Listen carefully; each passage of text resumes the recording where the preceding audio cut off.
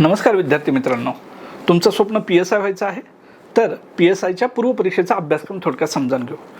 PSIच्या पूर्वपरीक्षेमध्ये एकूण 8 घटक सांगितलेले आहेत. पहिला विषय सांगितलेला इतिहास, दुसरा विषय सांगितलेला आहे भूगोल, तिसरा विषय सांगितलेला आहे भारतीय राज्यघटना आणि पंचायत राज, चौथा विषय सांगितलेला आहे भारतीय अर्थव्यवस्था, पाचवा विषय सांगितलेला आहे त्यांनी गणित, सहावा विषय सांगितलेला आहे बुद्धिमत्ता, सातवा विषय त्यांनी सांगितलेला आहे तो म्हणजे सामान्य विज्ञान आणि आठवा विषय त्यांनी सांगितलेला आहे तो म्हणजे चालू घडामोडी. ह्या 8 घटकांवर एकूण 100 प्रश्न विचारले जातात आणि एका प्रश्नाला 1 मार्क असतो.